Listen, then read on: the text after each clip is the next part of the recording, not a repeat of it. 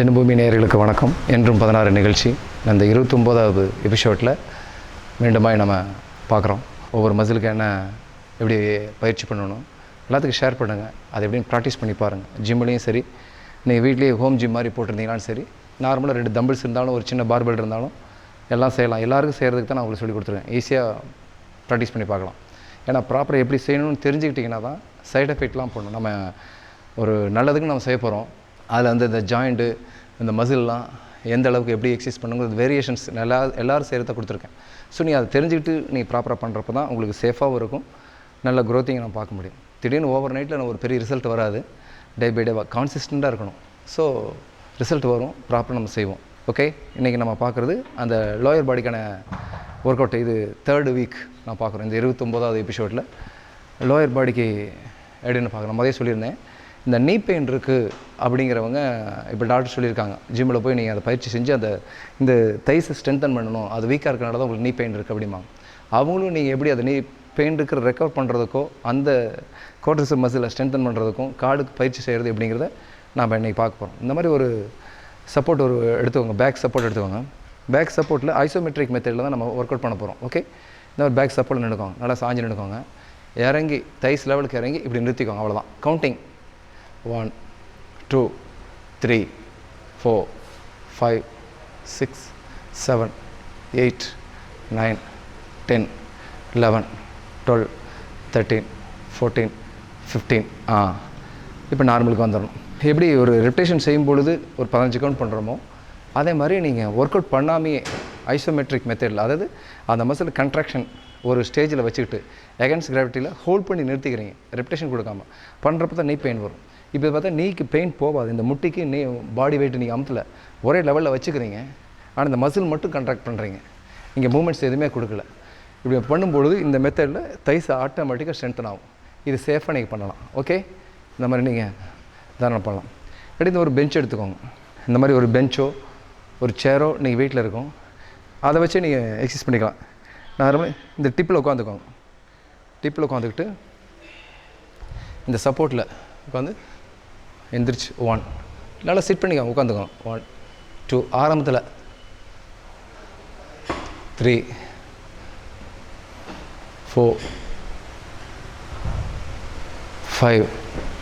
ஏன்னா நீங்கள் கீழே இருந்துட்டு அகெயின்ஸ்ட் நார்மலாக நீங்கள் பண்ணும்பொழுது இங்கே லிஃப்ட் ஆகிறப்ப தான் உங்களுக்கு டைட் ஆகும், ஓவர் ஸ்ட்ரெயின் பண்ணுற மாதிரி இருக்கும்.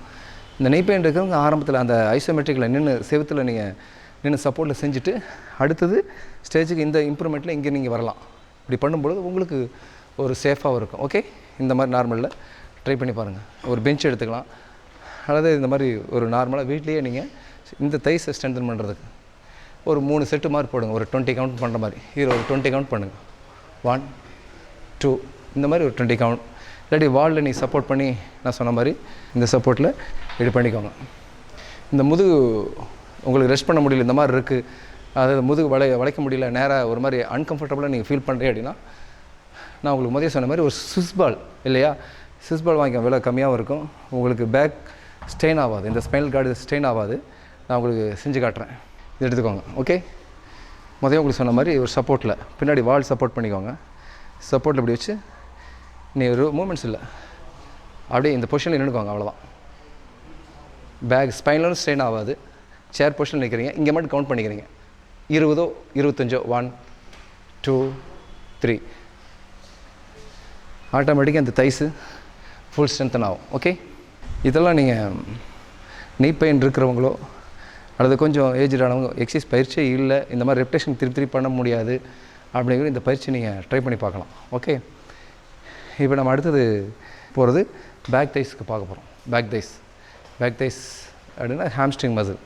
அதுக்கு டெட் லிஃப்ட், லெக் கர்ல் ஒர்க் அவுட்டாக நம்ம பார்க்கலாம். லெக் கர்ல் மிஷின் நம்ம பார்த்துட்டு வரலாம் வாங்க. இந்த லெக் கர்ல் அப்படிங்கிறப்ப பேக் இதிலே படம் போட்டிருக்கு. லெக் கர்ல் இந்த பேக் தைஸ்க்கு மட்டும்தான். இந்த ஹாம்ஸ்ட்ரிங் மசிலோடய ஸ்ட்ரென்தன் பண்ணுறோம். ஈஸியாக ஆல்ரெடி இந்த மிஷின்ஸ் பண்ணுறது நமக்கு ரொம்ப ஈஸியாக இருக்கும். நார்மலாக நீ இதில் வச்சு நீ ஃபுல்லாக நீ ரெஸ்ட் பண்ணிக்கோங்க. பாடியை வேணுங்கிற வெயிட் போட்டு அவ்வளோதான், ஃபுல் ரெஸ்ட் பண்ணிக்கோங்க. இந்த சப்போர்ட் இங்கே இருக்கும் பார்பெல், அதை பிடிச்சி நல்லா காலை ஃபுல்லாக மடக்கி ஃபுல்லாக நீட்டுங்க. அவ்வளோதான்.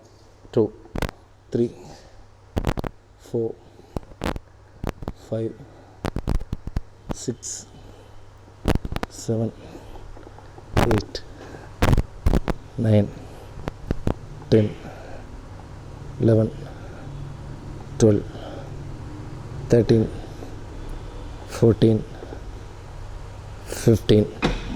ஓகே, இது பேக் தைஸ்க்கு. ஓகே, இது மிஷினில் நீங்கள் பண்ண போகிறது. இது மிஷினில் பண்ணும்போது இது பேக் தைஸ் மட்டும்தான் இருக்கும், வேறு எந்த ஒரு மசிலுக்கும் வெயிட் ஆகாது. அடுத்தது நம்ம இதில் பார்க்குறோம் டெட் லிஃப்ட். டெட் லிஃப்ட்டுன்னு சொன்னால் நமக்கு தேவை தம்பிளில், பார்பெல்லில், எதில் வேணாலும் நம்ம செய்யலாம். ஓகே, இப்போ நான் உங்களுக்கு சொல்லியிருக்க மாதிரி 2 தம்பிள்ஸ் இருந்தால் கூட உங்களுக்கு போதும், ஒர்க் அவுட்டை முடிச்சிடலாம். இந்த மாதிரி 2 தம்பிள்ஸ் எடுத்துக்கோங்க. இதில் நீங்கள் வாட்ச் பண்ண வேண்டிய என்ன கேட்டிங்கன்னா 2 கால் அதே மாதிரி நார்மலாக வச்சுக்கோங்க. இதில் டெட் லிஃப்ட்டில் வந்து நிறைய வேரியேஷன்ஸ் இருக்குது, ரொம்ப கேர்ஃபுல்லாக பண்ணணும். பிகினர்ஸில் நீங்கள் பண்ண முடியாது, முடிஞ்ச அளவுக்கு மிஷின்ஸில் பண்ணிக்கோங்க. நான் சொல்கிற பொசிஷன், அந்த போஸ்டர் கரெக்டாக வருது அப்படின்னா நீங்கள் பண்ணலாம். ஏன்னா தப்பாக பண்ணும்பொழுது இந்த லோயர் பேக்கு பெயின் வரதுக்கு வாய்ப்பு இருக்குது. நின்றுக்கோங்க, நீ கரெக்டாக ஷோல்டர் வச்சுக்கோங்க.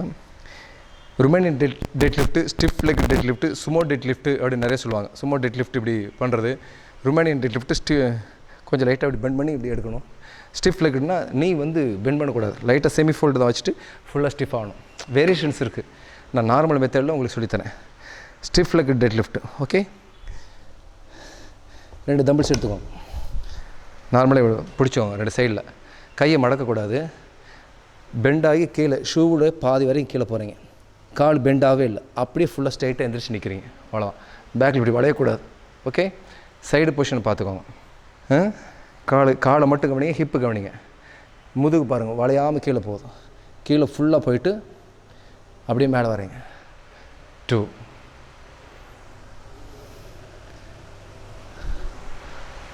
3 4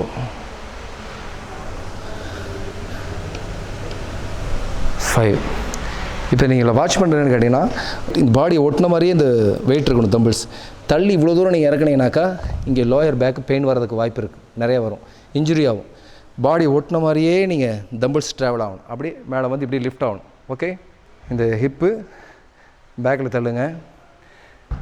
இந்த ஸ்பைனல் கார்டு லோயர்லேருந்து அப்பர் லிம்ப், அப்பர் மேலே இங்கே ஸ்பைனல், இந்த ஸ்ட்ரைட்டாக இருக்க செவிக்கல் வரைக்கும் ஸ்ட்ரைட்டாக இருக்கணும். கீழே ஃபுல்லாக போய் ஸ்ட்ரைட்டாக வந்து நினைங்க. இந்த பொசிஷன் இப்படி ஆர்க்கு வளையிற மாதிரி வந்துச்சு, இப்படி வளைஞ்ச மாதிரி வந்தீங்கன்னா முதுகுலி வந்துடும். அதான் பொசிஷன் கரெக்டாக பார்த்துக்கோங்க. ஆரம்பத்தில் இருக்கிறவங்க பெண்டோவர் லேட்டர் ரைஸ் ஆகட்டும், பெண்டோவர் பார்பல் ட்ரோ பேக் மசிலுக்கு ஆகட்டும், நான் சொன்னேன் இந்த ஆர்க் வரக்கூடாது. ஸோ டெட் லிஃப்ட்டில் இதான் கவனிக்கணும். இது பொசிஷன் வரலைன்னா ஒன்றும் சிரமம் இல்லை. நான் அடுத்த வேரியேஷன்ஸ் இருக்குது, நான் என்னென்ன அடுத்த இதெல்லாம் உங்களுக்கு சொல்லித்தரேன். மிஷினில் டிபெண்ட் பண்ணி செய்யுங்க, அது ரொம்ப சேஃபாக இருக்கும். நார்மலாக நீ கவனிக்கக்கூடியது தான், இந்த ஹாம்ஸ்ட்ரிங் மசில் ஸ்ட்ரென்த்தனிங் இதே தான். ஓகே, அவ்வளோதான். ஸ்லோவாக செய்யுங்க. பாடி விட்டு இப்படி தள்ளி கொண்டு போக வேணாம், இங்கேயே கீழே கொண்டு வாங்க. நீ லைட்டாக பெண்ட் பண்ணுங்கள், கீழே ஃபுல்லாக இப்படி லாக் பண்ண வேண்டாம். அதுமாதிரி ஹிப்பை பேக்கில் கொண்டு போயிருங்க. முதுகு வந்து ஸ்ட்ரைட்டாக இருக்கணும். இந்த பொசிஷன் இது வந்து இந்த மசில் ஃபுல்லாக காஃப் மசிலேருந்து ஹாம்ஸ்ட்ரிங்லேருந்து இந்த க்ளூட்டஸ் மசில் 1 2 3 மேஜராக இந்த ஹாம்ஸ்ட்ரிங் மசில் எஃபெக்டிவாக இருக்கும். ஸோ இதுதான் டெட் லிஃப்ட். இந்த தம்பிளில் நம்ம பண்ணோம். அடுத்தது இந்த மாதிரி பார்பெல் எடுத்துக்கிறோம். பார்பெல் நம்ம ட்ரை பண்ணுறோம். இதே மாதிரி பார்பெல் தான். ஓகே, சைடில் லோட் போட்டுக்கோங்க, நேராக வச்சுக்கோங்க. மெத்தட் அதே தான். 1 2 3 4. இந்த கிரிப்பு நார்மலாக இப்படி பிடிக்கிறோம். இது மட்டும் கொஞ்சம் இப்படி ஒரு கிரிப், இங்கே ஒரு பாம் இந்த சைடு நம்மளை ஃபேஸ் பண்ண மாதிரி, இன்னொரு பாம் வந்து ஆப்போசிட்டில் ஃபேஸ் பண்ண மாதிரி பிடிச்சிக்கோங்க. ஒருவேளை ஹெவி வெயிட் போகும்பொழுது கையை விட்டு ஸ்லிப் ஆகாமல் இருக்கிறதுக்கு இந்த சேஃப்டி. 1 2 பேக்கில் எல்லாம் இப்படி ஃபுல்லாக போகாதீங்க. 3 4 5 6 7 8 9 10. அவ்வளோதான். ஓகே, இப்போ நாம் பார்த்தோம் நீ பெயின் இருக்கவங்க எப்படி ஐசோமெட்ரிக் மெத்தடில் ரெப்டேஷன் பண்ணாமல் அந்த மசிலை ஸ்ட்ரென்தன் பண்ணுறது. அப்புறம் பேக் மசில், ஹாம்ஸ்ட்ரிங் மசிலுக்கு leg curl, then deadlift, dumbbells பார்பலில் பண்ணுறது எப்படின்னு நம்ம பார்த்தோம். தொடர்ந்து அடுத்த வேரியேஷன்ஸ் என்னென்னங்கிறத நம்ம பார்க்கலாம். இப்போ நம்ம அடுத்தது பார்க்குறோம், ஸ்குவாட்டோடைய வேரியேஷன்ஸ் பார்க்குறோம். இதில் ஃப்ரண்ட் தைஸும் ஹேம்ஸும் கொஞ்சம் ஒர்க் ஆகும். ஃப்ரண்ட் தைஸ்க்கான வேரியேஷன்ஸ் நான் பார்க்குறோம். இந்த கெட்டில் பெல் ஒன்று எடுத்துவோம். கெட்டில் பெல் இருக்கிறதுல ரொம்ப கம்மியான வெயிட், 4 kg தான் எடுத்திருக்கேன். 4 kg எடுத்திருக்கேன் சொல்லித்தரதுக்காக. ஆரம்பத்தில் நீங்கள் இந்த வெயிட்லேருந்து நீங்கள் கற்றுக்கலாம். இது ஹேண்ட்லிங் நல்லாயிருக்கும், ஈஸியாக இருக்கும். ஓகே, இது நல்லா இப்படி ஹோல்ட் பண்ணி இப்படி பிடிச்சிக்கோங்க. ஷோல்டரில் வைக்க வேண்டாம், சைடில் கையில் பாலில் பிடிக்கிற மாதிரி வேண்டாம். இந்த மாதிரி நல்லா பிடிச்சிட்டிங்கன்னா இது ஒரு மெத்தட்.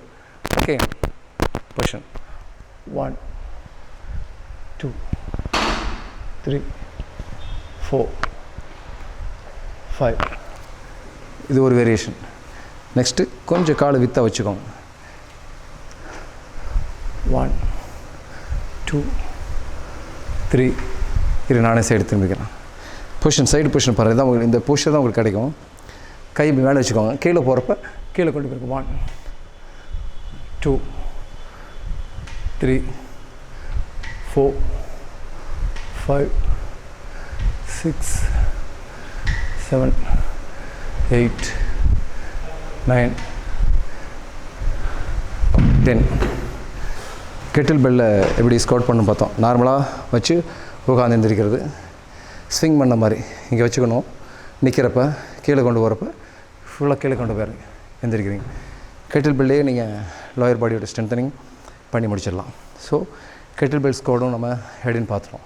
பால் ஸ்குவாடு, ஸ்டிக்கு வச்சு சப்போர்ட்டில், பார்பெல்லில், ஸ்மித் மிஷினில், manual barbell. Okay, extension, leg press. அப்புறம் ஃபங்க்ஷனல் ட்ரைனரில் இப்படி லோ புள்ளியெல்லாம் வச்சு ட்ரைசெப்ஸ் ரோப்பு வச்சு நம்ம எப்படி பண்ணணும், நிறைய வேரியேஷன்ஸ் உங்களுக்கு சொல்லி கொடுத்துருக்கேன். நீ பெயின் இருக்கவங்களும் சரி, அதை நல்லா ஸ்ட்ரென்தன் பண்ணணும், மசில் டோனிங் ஆகணும். ரொம்ப மசில் லோயர் பாடி பார்த்தீங்கன்னா இந்த ஃப்ளாபியாக ரொம்ப ஃபேட்டியாக இருக்கும். அதை எப்படி டோனிங் பண்ணுறது, நிறைய ரெப்டேஷன் இந்த மாதிரி ஃப்ரீ ஸ்குவாட்டில் நிறையா பண்ணும் பொழுது ஆட்டோமேட்டிக்காக டோனிங் ஆகும், ஃபேட் ரிடியூஸ் ஆகும், நல்லா ஷேப் கிடைக்கும். பட் இதெல்லாம் ஓவர் நைட்டில் இல்லை, தினமும் நீங்கள் பண்ணணும். அது நான் முதல் சொன்னது என்னென்னா, மஸ்குலர் பாடி இருக்கிறவங்க, மசில் க்ரோத்திங்க்கு இருக்கிறவங்க தான் 48 hours ஒரு மசிலுக்கு ரெஸ்ட் கொடுக்கணும். ஃபேட்டு நல்லா லோடாக இருக்குது அப்படிங்கிறப்ப நீங்கள் வார்ம் அப்லாம் பண்ணிவிட்டு ஒரு 100 150 200 கவுண்டிங் கூட நீங்கள் ஃப்ரீ ஸ்குவாட் பண்ணலாம். எந்தளவு கவுண்டிங் நிறையா நீங்கள் பண்ணுறீங்களோ. இந்த மாதிரி லைட் வெயிட் எடுத்துக்கோங்க, அல்லது பாடி வெயிட் போதும்.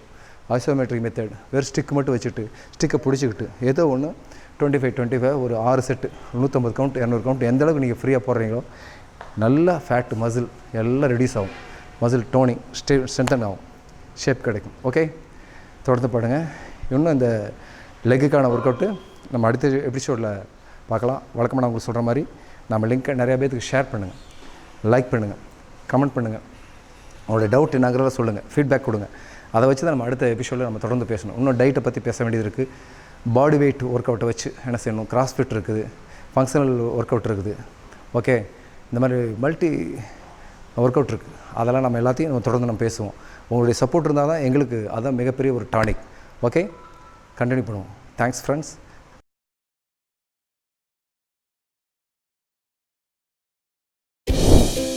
தொடர்ந்து இது போல் வீடியோஸ் பார்க்குறதுக்கு கீழே இருக்க சப்ஸ்கிரைப் பட்டனை கிளிக் பண்ணுங்கள்.